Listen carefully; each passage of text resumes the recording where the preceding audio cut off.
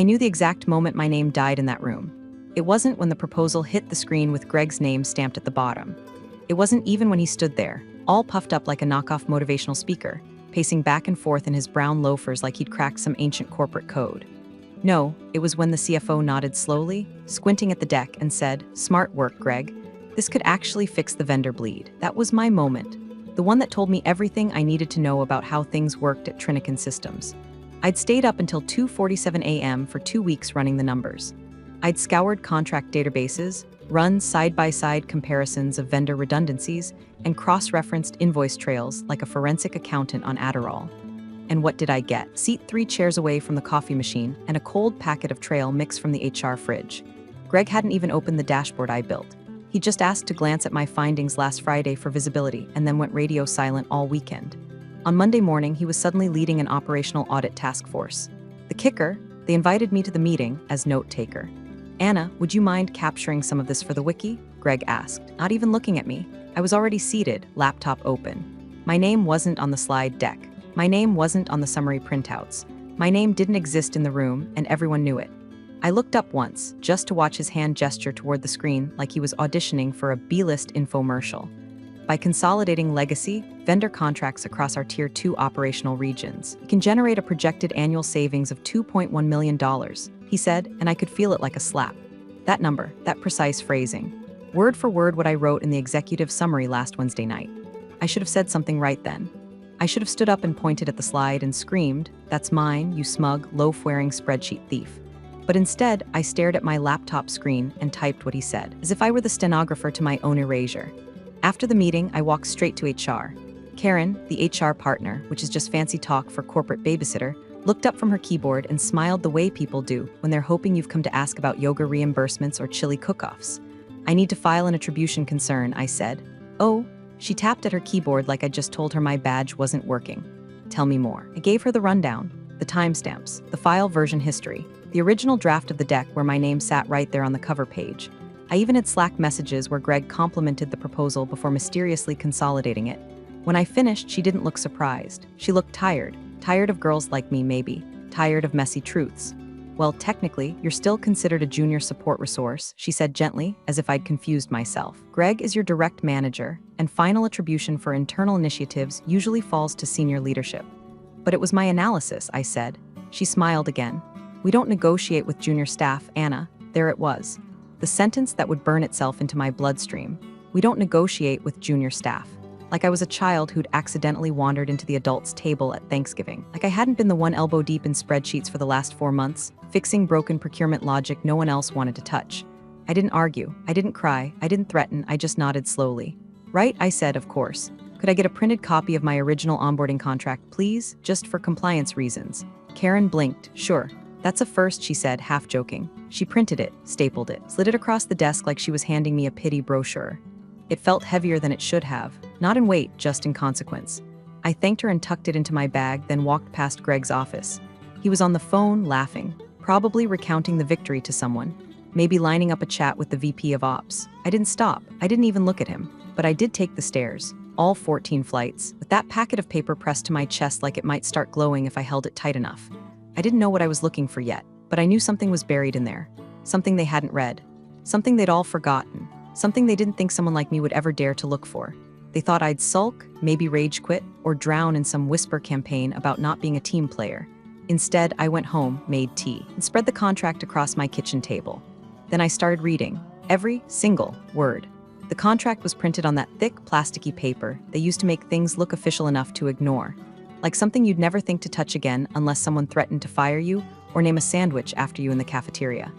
Mine had the Trinican Systems logo watermarked faintly in the background, just behind every clause like it was judging you for reading them. I sat cross-legged on my floor, a half-eaten bowl of leftover pad thai getting cold beside me, and started reading.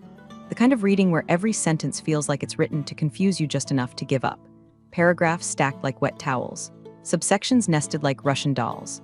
And everywhere that thick aroma of legalese, hereinafter referred to as irrevocably bound to in accordance with Section 4, Clause B, like a spellbook with a caffeine addiction. But I read it every single page. By page 4, my eyes were burning. By page 5, I'd started talking to myself. "This is all boilerplate," I muttered. Non-disparagement, arbitration clause, non-disclosure, corporate code of conduct, blah, blah, blah, and then I flipped to page 6. It didn't look like the rest of the contract. The margins were tighter, the font slightly off, like someone had copy-pasted from another document, and the formatting didn't quite line up. At the top in bold were the words, Section 12, Founders Operational Continuity Clause. I stopped chewing. It read, any employee classified as a contributor to internal innovation pipelines within the first 36 months of employment shall, upon verified implementation of said contribution, be entitled to A. Status elevation for purposes of scope sign-off, B. Access to equity renegotiation proceedings, and C. Veto power on future iterations of said contribution, if codified under internal IP tracking protocols. My eyes ran over that again. Then again. I read it 5 times before I even realized I'd stopped breathing. And at the bottom, 2 signatures. One was mine. Sloppy, rushed. I was probably still thinking about whether the break room fridge would have oat milk. The other? E. Travers, Elliot Travers, the founder. Back when I joined, Elliot was still around, barely. White-bearded, half-checked out, still shuffling through the halls in Hawaiian shirts like a tech Santa Claus with a Bluetooth headset. Everyone knew he was preparing for strategic transition, which is exec speak for I'm tired of this place and the money's good enough to walk. But I remembered him. He sat in on my onboarding review, looked at my rotation summary and said, keep your eyes on the gaps. No one ever bothers to look there. I thought he was just being poetic. Turns out the bastard had buried a nuclear bomb in the fine print. The clause wasn't even secret. It just wasn't advertised. Not in the employee handbook. Not in the welcome to Trinican onboarding packet. I doubt even half the legal team remembered it existed. I flipped the page to the appendix references. There it was again, Appendix D, marked Dormant Clause Legacy Innovation Incentive. Dormant, not dead, it had a timestamp valid for the first 36 months of employment. I checked the date at the top of my contract. March 17th. It was now February 12th, 34 months and 26 days. Less than 5 weeks to expiration. I sat back and stared at the ceiling. My proposal, the one Greg stole, had already been pushed live. Legal implementation, budget shifts, vendor terminations, the whole machine in motion. Meaning the clause had been triggered. Verified implementation of internal contribution. Tick, that meant I wasn't just the creator of the idea, they'd officially certified me as one, even if they didn't know it. My hands were shaking, but not from fear, from clarity.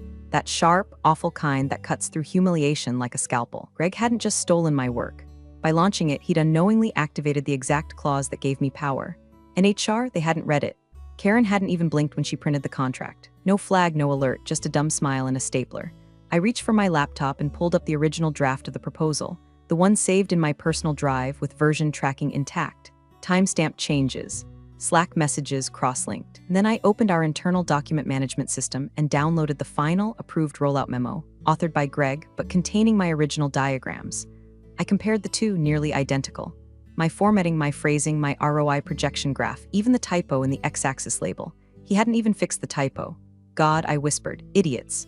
They buried gold and handed me the shovel. It wasn't rage, not yet. Rage is messy, loud. Bustable, what I felt was something colder, like a chess player seeing 10 moves ahead, like watching a storm roll in and realizing it's moving exactly where you need it to go. I stood up, walked to my printer, and printed a single clean page. Then I went back to the contract, traced the language with my finger, and copied the exact wording of Section 12C.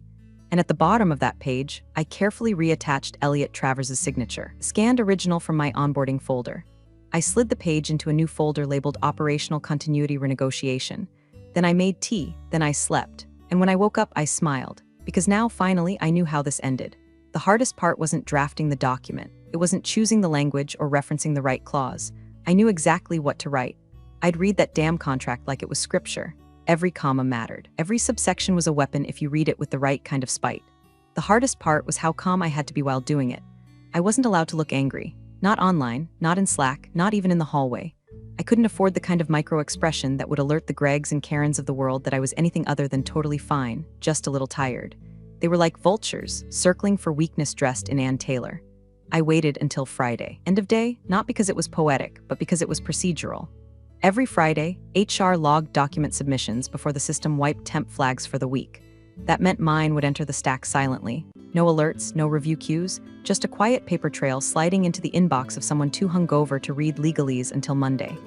I printed the writer on the same type of paper Karen had used, thick with the watermark. I even borrowed her stapler that morning and handed it back like I was about to post a job ad for Team Mascot. The wording was surgically precise. Per Section 12C of the Founder's Operational Continuity Clause, effective March 17th, year redacted, this rider confirms the triggering of renegotiation eligibility based on verified implementation of protected internal IP contributions, requesting elevation to eligible scope authority status and review of equity adjustment eligibility per contractual obligation. See attached documentation for reference. Signature attached for continuity. Anna G. Attachment. Original contract signature, E. Travers. I signed it at my kitchen table, black ink on cold white, hand steady as if I were mailing a wedding invitation to someone I planned to divorce. Then I opened the internal HR portal, one of those clunky SharePoint knockoffs with gray buttons and passive-aggressive tooltips, and submitted it to the contractual review folder under the role development category. Technically, I was requesting renegotiation. Legally, I was triggering a clause with built-in obligations, the kind no one bothers to look for until the consequences show up with a badge and an attorney. 10 minutes later, I got a response. Not from legal, not from a VP, from Karen, of course. The reply was short, sweet, and dripping with that HR-certified condescension you can't buy in stores. Hi, Anna, received. We'll add this to your personnel file. Love the enthusiasm, lol. Most staff wait until year 5 for renegotiation, but hey, gotta respect the energy. Cheers, Karen, I stared at the screen. Lol, she wrote, like I'd just submitted a Pinterest board of dream job titles. Like the founder's signature wasn't real. Like the clause didn't matter because I wasn't someone who mattered. They hadn't read it, not really, not past the first 2 lines. Probably thought it was one of those vague just-in-case career growth memos you send after attending a corporate mindfulness workshop. Perfect. I didn't respond. I didn't need to. They thought they'd seen the game, that I was bluffing with a low pair and a cute smile. But I wasn't playing poker. I was planting a landmine under the conference table. The moment she uploaded that PDF to my file without escalation, without routing it through legal, they triggered the trap themselves. Compliance protocols required a full review of any clause-based rider if it included legacy executive signatures. Failure to initiate that review within 5 business days was a breach of internal governance policy, and they wouldn't catch it until Monday, when the paper trail would already be timestamped, when the rider would already be in the system. When the lol in Karen's email would sit 3 lines above a founder's signature they forgot still carried weight. I took a deep breath, stood from my desk, and walked past her office. She was at her standing desk, earbuds in, probably listening to some podcast about corporate synergy or authenticity as a service. I gave her a little wave. She waved back without looking. Then she rolled her eyes. I saw it. That little eye roll that says you tried, sweetie. Like she just flicked a bug off her blouse. That's when I smiled. Not fake smiled, not polite smiled. I smiled like a wolf that's already hidden the bones, and then I walked out. Past the HR bulletin board with its women in leadership, flyers still curling at the corners. Past Greg's office, where he was laughing on speakerphone again, probably spitballing more ways to monetize other people's ideas. I didn't stop, didn't turn, didn't breathe, until I got outside into the sharp, frozen air. I wasn't scared. I wasn't angry. I was waiting. Because now it was no longer about whether they respected my work. It was about whether they'd survive what happened when they didn't. They say you should never schedule a meeting before your second cup of coffee. At 8:59 a.m. on Monday, the CFO didn't give a damn about that. I was already at my desk when his assistant power walked over like her heels were chasing her. Anna, Mr. Delacroix wants you in the 10th floor conference room. Now, no subject line, no calendar invite, no smile. Just now, I didn't ask questions. I just saved my work, stood up, and grabbed a notepad I didn't need. Paper makes people nervous. It looks like you're documenting things. I hadn't written a thing on it yet, but that didn't matter. Reception was half the battle. The other half was timing, and mine was exquisite. The glass door to the 10th floor conference room slammed shut behind me with a hiss like an angry parent. Delacroix was already standing, waving a printout over his head like he was swatting flies. His tie was loose, face flushed pink like the numbers on his quarterly burn rate projection. This, he barked, shaking the paper. This is a joke, right? I stepped forward, set my notepad down, and tilted my head. Which part? Don't play coy with me, he snapped, thrusting the sheet toward me. You submitted this thing to HR? With Elliot's signature attached? Who do you think you are? I didn't blink, I didn't smile. I just reached forward, flipped the page over gently, and pointed to the bottom right corner. The signature, E. Travers, ink signed, digitally scanned. Original file metadata embedded. You're holding a founder-executed clause from my employment contract, I said quietly. Page 6, Section 12C, triggered upon verified implementation of internal innovation IP. Confirmed by your own rollout memo last week. He stared at me like I'd just recited Sanskrit. That clause is dormant, he muttered. It was a legacy relic. Dormant doesn't mean void, I replied. His hand dropped to the table. The paper fluttered downward, landing like a flag on a conquered battlefield. His eyes darted around the room as if looking for someone to back him up. That's when he barked toward the hallway, get legal, now. 2 minutes later, Jenna from compliance entered, buttoned up, hair taut, expression already exhausted. She carried a laptop and a clipboard which told me everything I needed to know. She'd been briefed on something, but not enough. Anna, hi, she said politely. So I understand there's a bit of confusion about a clause? Not confusion, I said, just a timeline issue. I submitted a legally enforceable rider under Section 12C of the Founders Clause. HR logged it into the personnel system on Friday. No escalation. That qualifies as acknowledgement. Delacroix jumped in, eyes twitching. She's a junior analyst. There are standard protocols. No junior-level staff has renegotiation rights, let alone project veto authority. This is a clear overstep. Jenna held up one finger. Delacroix shut up like someone pressed mute on his vocal cords. She sat down, opened her laptop, and pulled up the document. I knew when she found it because her face went still. Founders Clause, Section 12. Paragraph C, she murmured. Triggered by verified implementation. Eligible for renegotiation and scope sign-off. Veto rights on derivative initiatives. Her voice trailed off as she scrolled. Then she stopped and looked up. Who approved the rollout of her proposal? Delacroix looked at me, then at the ceiling, then at his shoes. I believe I mean the operations team deemed it, so you implemented it? He didn't answer. Jenna clicked a few more times. And you attached her documentation in the Series C summary deck? We reused some material, which included her models. She's internal staff, which invokes attribution protection under Appendix D. She finished flatly, not even looking at him. She turned to me, cool and composed. Anna, did you submit supporting materials with this rider? Yes, I said. Original draft, timestamp metadata, Slack confirmations, version history. Everything Greg reused is logged. Delacroix groaned into his palm. Jenna's eyes didn't move. And was the founder's signature on your original employment contract? Yes, she sat back, exhaled slowly, and looked at HR. Karen had materialized during the last few minutes, standing awkwardly near the doorway like she hoped no one would notice she existed. Her arms were crossed so tightly I thought she might snap a rib. I assumed it was symbolic, Karen said weakly. A morale clause, we've never enforced that one. Jenna stared at her like she'd just admitted to flushing company laptops down the toilet. You logged a founder-signed clause with binding equity implications into a junior employee's file without routing it through legal? Karen stammered, I didn't think that. Jenna interrupted, is the problem. The room went quiet, like hospital waiting room quiet, like we just found a virus in production quiet. I didn't speak, not because I didn't have anything to say, but because silence, in moments like these, speaks louder than any clever monologue. Delacroix leaned on the table with both hands, his face sinking into something that looked suspiciously like fear. What does this mean? He asked. Jenna closed her laptop. It means she's not junior staff anymore. Legally, she's a protected contributor. She holds interim co-signatory rights over any innovation initiative tied to that IP scope, including the proposal you used in your investor filings. Karen turned white. Delacroix sat down. I stood still. Like ice in a glass. Let them feel it melt. I didn't hear anything for 36 hours. No Slack messages, no emails, no thinly veiled calendar invites labeled touch base. Just a humming silence from the executive floor, as if the building itself had taken a breath and didn't know how to exhale. It was beautiful. Tuesday came and went. I spent it buried in vendor compliance logs, pretending like I hadn't just detonated a legacy clause that made the CFO look like he'd rubber-stamped a poison pill into an investor pitch. I stayed late, took notes, made sure to comment on 2 JIRA tickets, and even brought donuts for the floor on Wednesday morning. That's when they blinked. At 10:14 a.m., a meeting mysteriously appeared on my calendar. No organizer, no details, just the subject line, Career Alignment Discussion Ops/HR. Clicked it open. Location, Conference Room 7A, time, 11 o'clock a.m. Attendees, Karen from HR, Greg of course, and someone I didn't recognize, T. Robbins, Strategic Counsel. I knew the name, Internal Legal. The kind they send when things are going off the rails but they don't want it to look like a full evacuation yet.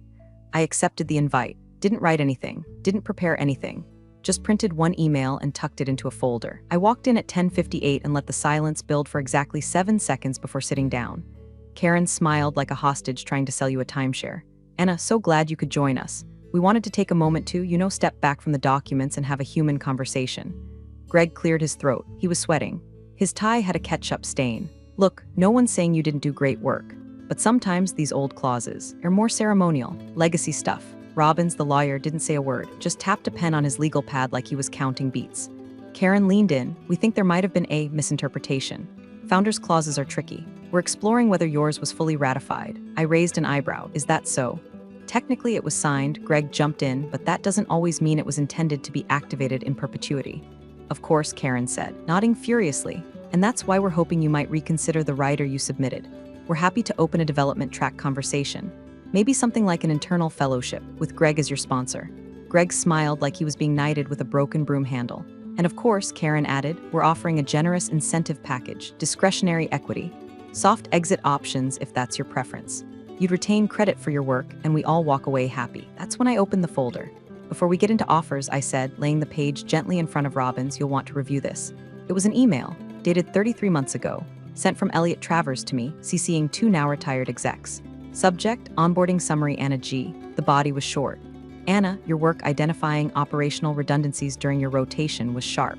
The vendor matrix alone saved us 6 figures last quarter. That's real innovation. We'll be watching your path closely. E.T. Beneath it in all its time-stamped glory was a PDF attachment. Anna G. Onboarding Rotation Summary PDF.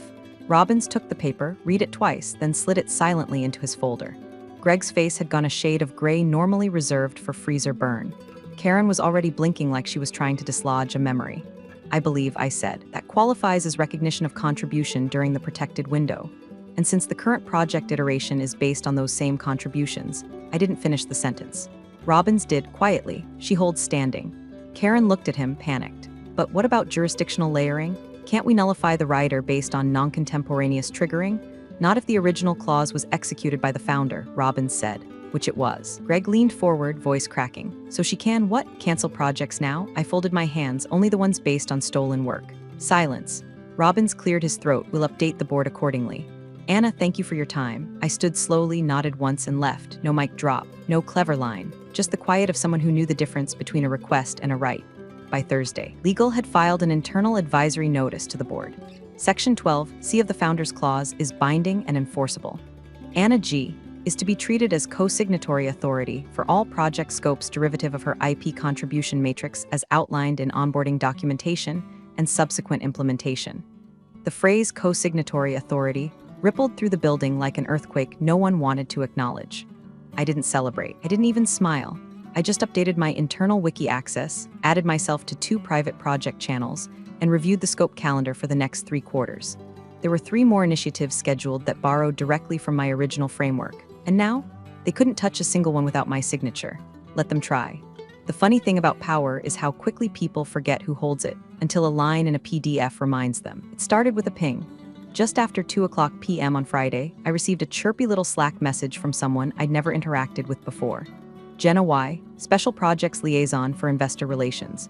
Hi Anna, quick question, can you confirm whether your original vendor consolidation efficiency matrix was included in the Series C materials? No rush, just tidying up some post-filing compliance stuff. Thanks. I stared at the message for a full minute. Not because I didn't know the answer, but because the tone was so casual, like she was asking if I'd left a Tupperware in the break room. Like my intellectual property was a missing lunchbox. I replied with the same surface-level calm. Hi Jenna. Yes, the original matrix was submitted by me during onboarding and restructured into a formal proposal under my authorship. The final deck used for Series C included visual assets and phrasing pulled directly from that proposal, confirmed via internal timestamps. Best, Anna, 2 hours later, I was CC'd on a compliance request email from Jenna's department to legal. Subject, urgent attribution clarification / Series C documentation. Buried in the email was a sentence that changed everything. As per governance bylaws, the use of protected internal innovation tied to a Founders Clause contributor must retain documented attribution in all external-facing materials or risk breach of clause terms. That sentence was the corporate equivalent of sticking a grenade into a blender. By Monday morning, I had 5 meeting invites. None from Greg, none from Karen. All from people with counsel, director, or investor relations in their titles. And the founder? He'd been looped in too. The one who signed that clause. The one they'd all politely tried to forget. The internal Series C deck wasn't just using my numbers, it had copied formatting. Headings. Phrasing lifted directly from my onboarding report. My language, cleaned up by marketing, maybe, but still mine. And under the Founders Clause, that meant something. Specifically, it meant I couldn't be removed from the attribution chain without violating a binding governance agreement. And that's when the ripple became a wave. The investor group had caught wind of the clause through a routine diligence check. Their legal team had been combing through executive compensation structures and stumbled onto the clause buried in my file because someone finally did read what I submitted. And now they wanted answers. A formal audit was requested. They called it attribution verification, but everyone knew what it was: panic mitigation. The clause stipulated that if a protected contributor's name was removed from IP documentation without documented consent, the filing could be considered materially incomplete, which meant regulatory exposure, which meant a delay in the Series C round, which meant millions in vaporized valuation. I got an email from Delacroix himself at 11:42 a.m. Anna, appreciate your clarity on this matter. We're working through some internal adjustments. Would love to discuss options for recognition and alignment moving forward. Please advise when you're available this week. MD, recognition and alignment, like I just won a Gotham sales raffle. That afternoon, I walked into a hastily assembled working group debrief with legal, investor relations, and two people from strategic ops who looked like they'd rather be cleaning crime scenes. The deck was on the screen. My deck. Just cleaner fonts and a corporate logo. Whose name is on the original draft of this matrix? One of the IR directors asked. Everyone looked at me. Mine, I said. And was it removed from the investor deck? Yes, I said. Greg replaced the author field with Trinican internal ops. I wasn't informed. Jenna from IR looked like she'd just swallowed a tack. Legal cleared their throat. The clause specifies that removal of attribution without consent constitutes a material governance breach. And that breach, if not corrected, triggers what? One of the directors asked. A reclassification of the deck as non-compliant, legal replied. The room went very still, because that word non-compliant meant the filings had to be amended, which meant re-signing things, which meant revisiting timelines, which meant calling back investors who'd already popped the champagne. It meant egg, everywhere, on every face. We can correct the attribution, someone said. Just add her name retroactively, not enough. Legal snapped. She also qualifies for co-signatory rights on iterations derived from her contribution. More silence. And if she declines, the director asked. Everyone looked at me again. I said nothing. Just folded my hands and stared at the screen. My screen. My name was missing from it, but not for long. I waited. Because now they understood what the founder's clause actually meant. And I wasn't negotiating anymore. I was deciding. The calendar invite landed like a cold slap. Subject line, urgent, special session IP governance clarification attendees, board members confidential required participants, Anna G., General Counsel, IR Director, CFO time, Friday, 9:00 a.m. sharp location. Executive conference room, a plus Zoom, founder link enclosed, no greeting, no explanation, just a link, and my name. I stared at it for a long second, not because I was surprised, I'd been expecting this, but because of who else was invited. The founder, Elliot Travers. It wasn't a guess. The email included his initials in the Zoom link ID, Travers Founder Room Private. Internal IT doesn't even generate those unless they're logged as VIPs. The man who hadn't been seen on company property in nearly 2 years. The man who'd signed my contract. The man who'd buried the founder's clause like a lit fuse wrapped in fine print. They'd called him, which meant the board was scared. Good. I spent the next few hours preparing, not with graphs or decks or buzzwords, but with one thing, proof. I printed everything, timestamps, version histories, Slack confirmations, internal wiki edit logs, the email from Travers, the original proposal, the rollout memo from Ops, even the marketing summary that repurposed my phrasing into invest-ready taglines. I didn't need to argue, I needed to document. By Thursday night, my living room looked like a war table. Yellow sticky notes lined the table edge with labels, IP transfer trail, attribution history, clause enforcement timeline. Each stack was color-coded, clipped, and copied. I scanned the entire packet into a single PDF and emailed it to myself at 11:57 p.m. Subject line, board presentation support ag. Just in case someone tried to lose the printed copy.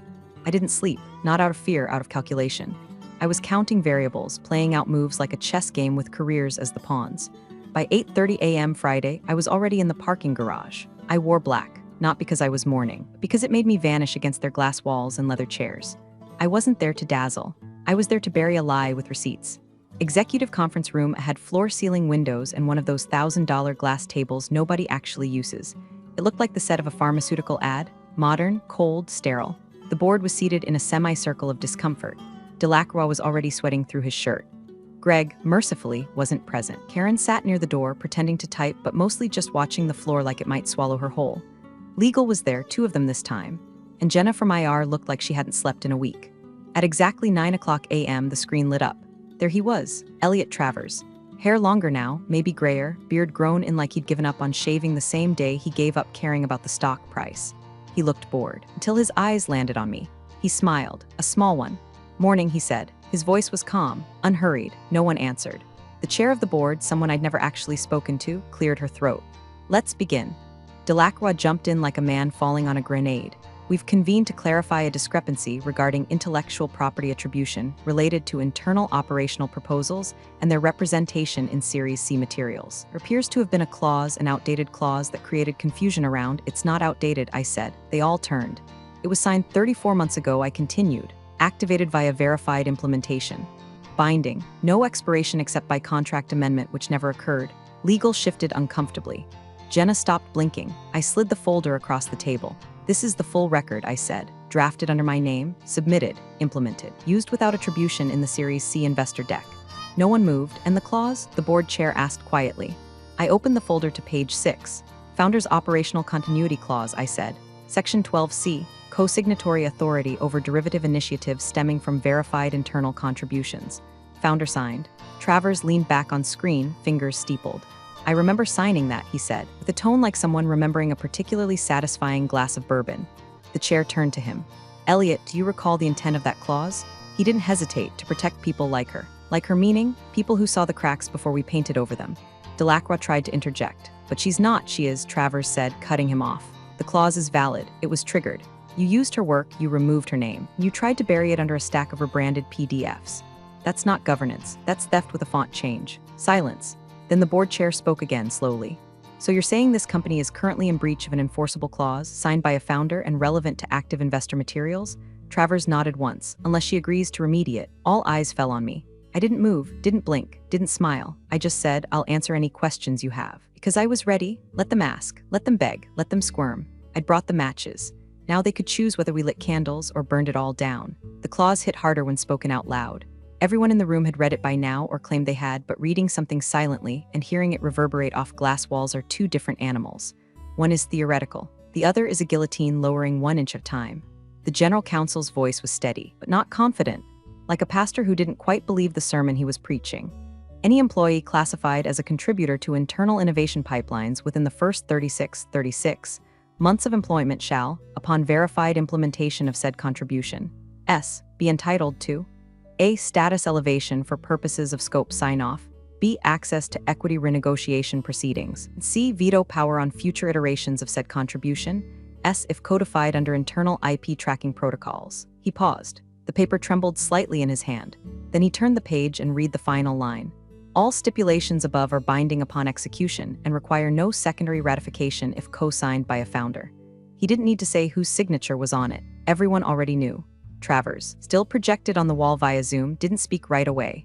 He just blinked slowly, then leaned forward into the camera like he was trying to look through the boardroom table and into someone's soul. I remember signing that, he said. Calm, clean, no hesitation. No one moved, not the board chair, who was now gripping her armrest like it was keeping her from floating off the planet. Not the VP of Ops, whose coffee had gone untouched since minute 2. And certainly not Delacroix, whose expression now hovered somewhere between flop, sweat, and religious revelation. A man halfway to a nervous breakdown and finally understanding the math problem he failed in high school. Someone, one of the external directors, I think, murmured under their breath, did we really give her signature power on internal innovation filings? No one answered, because the answer was sitting right there on the table. On page 6. I didn't speak. I didn't smile. I just watched them all do the math. The clause didn't give me suggestion rights. It gave me veto power on every single initiative derived from that original framework, including but not limited to the operational restructuring plan, the Tier 2 vendor consolidation roadmap, and the 3-year profitability forecast that was now the backbone of their Series C pitch. If I withheld my consent, they couldn't file updated documents. If they couldn't file, the round would stall. If the round stalled, 2 of the board members had vesting tranches tied to it. And if that happened, well, let's just say you'd be able to hear the screaming from the stock room. Delacroix broke first. He wasn't looking at anyone in particular, just staring at the clause like it might rewrite itself if he squinted hard enough. He ran a hand through his hair, exhaled through his nose, and finally whispered, we should have just promoted her. It wasn't a question, wasn't even regret. It was an obituary for a version of the company that thought it could survive on shortcuts and charm. The chair turned to general counsel. What are the options? He glanced at me, then at Travers on the screen. There are no options, not unless she waives her rights or enters a renegotiation voluntarily. Would she? The chair asked. I don't know, he said. Would you? All eyes landed on me. I let the silence sit. Not for drama, but because silence, in rooms like that, is a scalpel. It slices through pretense. It forces people to sit with the weight of what they've ignored. I looked at the founder. He gave me a single nod, small, almost imperceptible. Then I looked at Delacroix. I offered transparency, I said. I submitted it through the right channels. I didn't hide it. I didn't threaten anyone. I followed the policy that he helped write. I pointed at Travers. You chose to ignore it. No one argued because they couldn't. This wasn't about innovation anymore, or policy, or governance. This was about a mistake with a signature at the bottom. Their mistake, and I was the signature. The offer came in a manila folder, like it was being delivered in secret to a spy about to change sides. Delacroix didn't present it himself. He couldn't even look me in the eye. It was the board chair who handed it to me, hands flat on the table, as if trying to make the paper feel less like surrender. I'd like to resolve this collaboratively, she said. Translation: we'd like to stop hemorrhaging money and dignity in front of our investors. Inside, an advisory role that was a soft exile padded with buzzwords. Senior strategic consultant. No team, no direct reports. Just a very expensive seat at a table no one wanted me to speak at. A signing bonus. Retroactive equity backdated to the date of implementation, pegged just low enough to be a courtesy and just high enough to be spun as generous. And a non-disparagement clause so aggressively detailed I half expected it to ban me from sarcastic glances. I read the offer while they waited. No one spoke. They were sure I'd take it, that I'd fold, that I'd melt into gratitude like every other employee who'd ever been told they were lucky to be in the room. They thought this would feel like a gift. It didn't. Felt like hush money dressed up in PowerPoint. I slid the folder back across the table. I decline. You could hear the air molecules in the room stop moving. The chair blinked. Excuse me? I decline, I repeated. I don't want an advisory role. I don't need retroactive equity to feel whole. And I'm not interested in disappearing quietly. Delacroix finally looked up like someone just slapped him out of anesthesia. You'd rather, what? Stay junior staff. I smiled, but not kindly. I'd like to retain internal publishing rights on any documents tied to the proposal. That's all. Silence. Jenna from IR frowned. Why? Continuity, I said. If you're going to build on something, I'd like the opportunity to ensure consistency. The board conferred quietly. It sounded like a pack of lawyers trying not to breathe too loud. Eventually, the chair nodded. That seems reasonable. It was more than reasonable. It was stupid. Because what they didn't realize was that publishing rights, once embedded into documentation logs, created a digital fingerprint. A mandatory co-author tag across every future initiative that evolved from my framework. Every cost-cutting measure. Every operational reorg. Every proposal Greg or anyone else thought they could bury under a new name. They'd never again be able to erase me from the page. Not without rewriting the DNA of half their business logic. All they'd see from here on out was, last edited by, Anna G., and that's all I needed. The meeting ended without fanfare. The founder gave me a half smile through the screen and quietly signed off. One by one, the board members left the room like retreating priests after a failed exorcism. Delacroix lingered. He didn't say anything. Just watched me gather my papers. His mouth opened like he wanted to say something, apologize, maybe, or warn me, or beg. I didn't wait to find out. I walked out, down the hallway, past the silent stretch of executive offices and award plaques and team photos no one looked at anymore. And that's when I saw it. In the CFO's office, behind the glass, the original page from my contract. Page 6. Framed, hung right above a bookshelf full of corporate strategy books no one had opened since the merger. And beneath the frame, taped with yellow adhesive like a middle school locker note, read everything. I stopped. Just for a second, then kept walking. Because sometimes revenge isn't loud. Sometimes it's a line in a contract. Sometimes it's a name that won't come off the documents no matter how hard they scrub. And sometimes, it's just knowing that the next time they try to rewrite history, they'll have to spell it with my name on top. Thanks for watching, you cubicle warriors. Hit that subscribe button. Unless you're my old boss, then you're on your own. Revenge of the coffee pot strikes again.